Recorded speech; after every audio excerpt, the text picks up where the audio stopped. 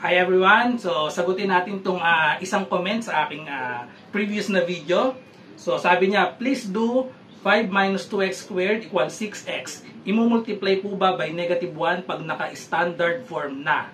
Okay, so, sagutan natin to. Kunin natin ang solutions or roots.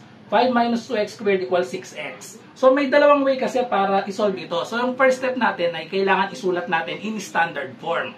Pag sinabing standard form, kailangan ng isang side niya ay 0. So dito, dahil negative yung 2x squared, mas maganda, ilipat natin itong dalawa, negative 2x squared, tsaka itong positive 5, dito sa kabilang side. Same din naman ang kakalabasan kung yung 6x ang ililipat natin. Parehas din, pero magiging negative kasi ito. Okay, so gawin natin 0 ito. So, negative 2x squared, pag nilipat yan, change lang ng sign pag nagtatranspose. So, magiging siyang 2x squared, and then just copy 6x. So, plus 6x, and then positive 5, pag nilipat sa kabila, magiging negative 5. Okay, then pwede na natin itong isolve gamit ang kahit anong method na gusto natin, by factoring, by completing the square, or by quadratic formula. Pero pinakamaganda, itatry nyo lagi ang factoring kasi yun yung pinakamadali. Okay, so pag factoring, kapag merong coefficient, kapag hindi 1 ang coefficient ng x squared, ang ginagawa lang dyan, yung shortcut, i-multiply dito. So therefore, itong 2 i-multiply dito, magiging siyang x squared plus 6x, 2 times negative 5, negative 10. Kaso sa tingin ko, hindi uubra ang factoring kasi ang factors lang ng negative 10 ay 10 and 1, 5 and 2. Then, ang sign dapat ay opposite. So, sa dalawang pair natin, 10 and 1, 5 and 2, opposite sign, ima-minus, hindi tayo makakakuha ng 6. Hindi makakakuha ng 6. So, therefore, hindi pwede ang factoring.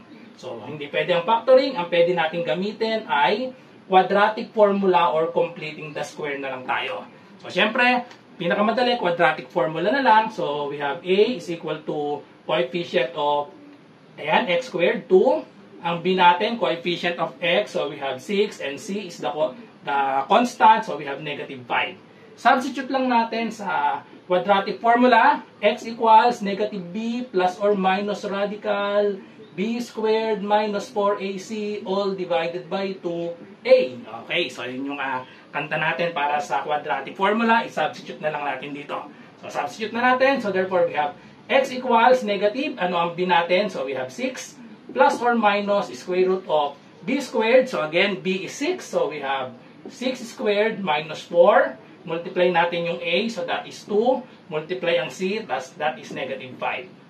All over 2a, so again, a is equal to 2. Then, simplify na lang natin yan. So, we have just copy negative 6 plus or minus square root of 6 times 6 or 6 squared, that is 36. So, we have two negative sign, negative 4 and negative 5, so that is positive. 4 times 2, that is equal to 8. Times 5, we have 40. And then over 2 times 2, that is equal to 4. Then, let's simplify. So, we have negative 6 plus or minus square root of 36 plus 40, that is equal to 76. And then over 4.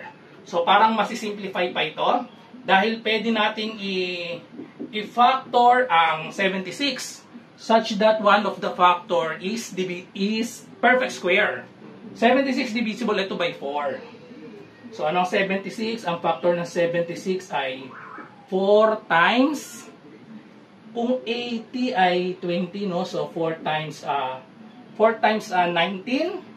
Kasi 4 times 20 is 80. So, 76 minus 4 lang yun. So, 4 times 19.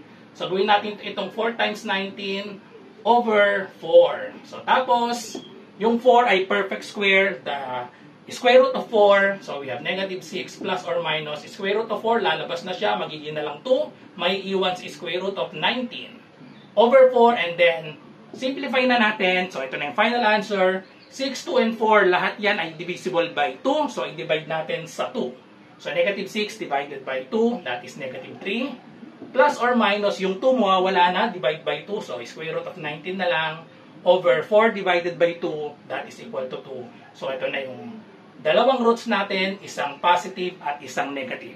Negative 3 plus or minus square root of 19 over 2. So, ito yung magiging solution kapag dito ginawa nating 0 ang Left side, ganun din naman ang kakalabasan kung yung 6x ang ililipat natin sa kabila, same answer pa rin yan. So magiging equation natin ay gawin na nating standard form, yung 6x ang ililipat.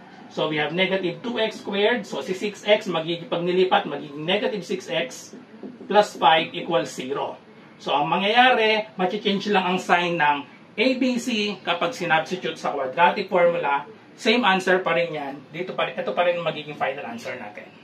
Okay, so I hope nagustuhan nyo ang explanation ko para sa problem na ito. So kita-kita tayo sa mga susunod pang mga problem solving or yan, so, tungkol sa quadratic equation. So bye-bye and God bless.